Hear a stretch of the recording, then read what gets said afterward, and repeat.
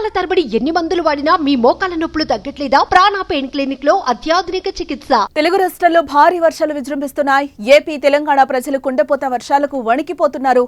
లోతట్టు ప్రాంతాలు నీట మునిగాయి. వాగులు వంకలు పొంగి పొర్లుతున్నాయి. రోడ్లు జల దిగ్బంధమయ్యాయి.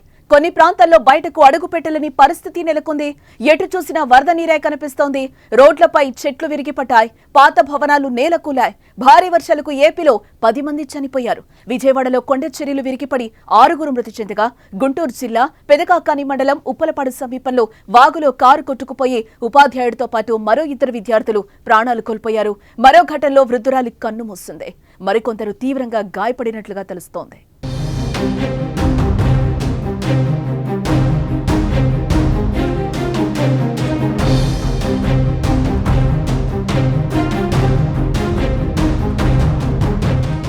శుక్రవారం అర్ధరాత్రి నుంచి ఏపీ వ్యాప్తంగా విస్తారంగా వర్షాలు కురుస్తున్నాయి. ప్రధానంగా విజయవాడలో భయానక పరిస్థితి అయితే నెలకొందని చెప్పుకోవచ్చు.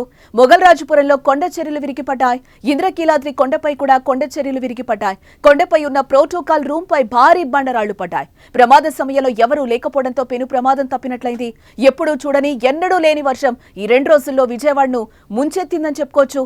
వరుణుడి దెబ్బకు నగరవాసులు విలవిల్లాడారు. గత 30 ఏళ్లలో ఎప్పుడూ లేని విజయవాడలో కురిసినట్టుగా చెప్తున్నారు వాన.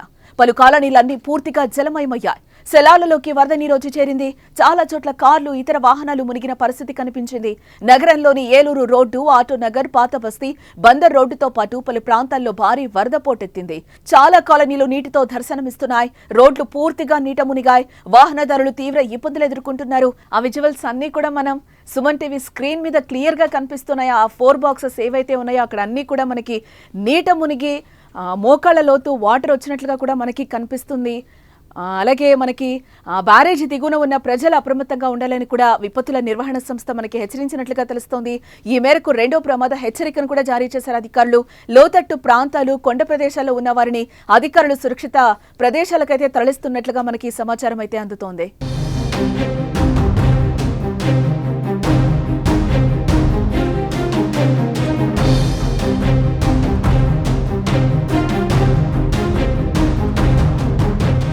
ఇటు గుంటూరు జిల్లాను భారీ వర్షాలు అతలాకుతలం చేస్తున్నాయి. జిల్లా వ్యాప్తంగా భారీ వర్షాలు కురుస్తున్నాయి. నాన్ స్టాప్ గా దంచుకొడుతున్న వర్షాలకు ప్రజలు అల్లాడిపోతున్నారు.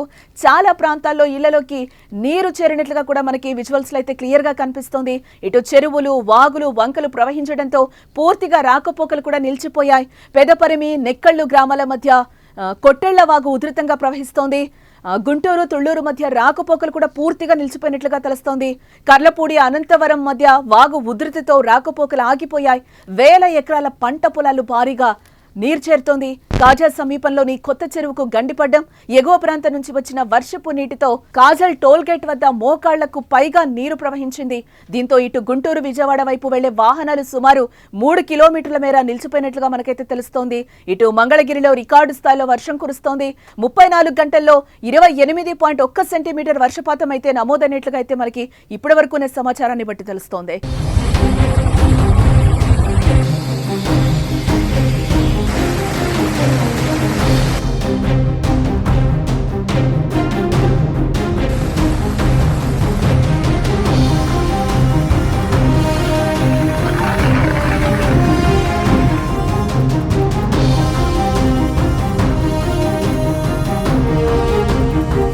అలాగే మిగతా జిల్లాల్లోనూ భారీ వర్షాలు కురిశాయి. ఉత్తరాంధ్ర, కోస్తా జిల్లాలో భారీ వర్షపాతం నమోదైంది.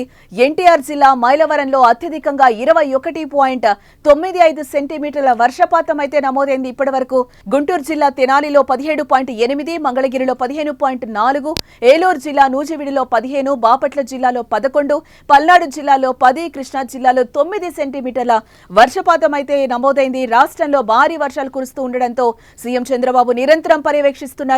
వర్ష ప్రభావిత ప్రాంతాల్లో పరిస్థితులు, సహాయక చర్యలపై ఆయన సమీక్షిస్తూ ఉన్నారు.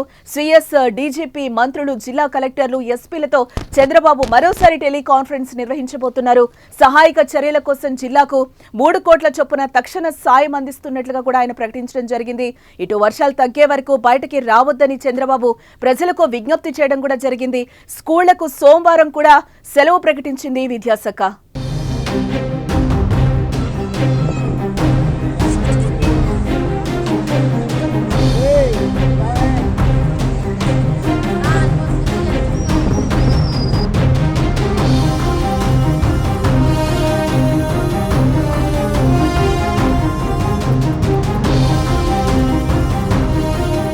ఇక తెలంగాణలో వర్షాలు దంచి కొడుతున్నాయి. బంగాళాఖాతంలో ఏర్పడిన వాయుగుండం కారణంగా భారీ నుంచి అతి భారీ వర్షాలు కురుస్తున్నాయి. ఈ నేపథ్యంలోనే తెలంగాణకు వాతావరణ శాఖ రెడ్ అలర్ట్ ను కూడా ప్రకటించడం జరిగింది. అత్యవసర పరిస్థితుల్లో తప్ప బయటకు వెళ్లరాదని కూడా అధికారులు హెచ్చరిస్తున్న పరిస్థితి అయితే మనకు కనిపిస్తోంది. ఇటు భారీ వర్షాల నేపథ్యంలో తెలంగాణలోని లోతట్టు ప్రాంతాలన్నీ కూడా జలమయమయ్యాయి. అంతేకాదు వర్షాల కారణంగా కొన్ని చోట్ల పాత ఇళ్లు కూలిపోయాయి. ఇటు మరోవైపు వర్షాల నేపథ్యంలో జిల్లాల వారీగా కంట్రోల్ రూమ్లు కూడా ఏర్పాటు చేయడం జరిగింది. అధికారులు ముందు జాగ్రత్త చర్యల్లో భాగంగా పలు జిల్లా కేంద్రాల్లో సహాయ పునరావాస కేంద్రాలను కూడా ఏర్పాటు చేయడం జరిగింది. ప్రతి జిల్లా కలెక్టర్ కార్యాలయంలో కంట్రోల్ రూమ్ ను ఏర్పాటు చేసి పరిస్థితిని అయితే అధికారులందరూ కూడా సమీక్షిస్తున్న పరిస్థితి కనిపిస్తోంది. ఇటు మరోవైపు ముందు జాగ్రత్త చర్యల్లో భాగంగా సోమవారం తెలంగాణలోని విద్యా సంస్థలకు ప్రభుత్వం సెలవును కూడా ప్రకటించడం జరిగింది.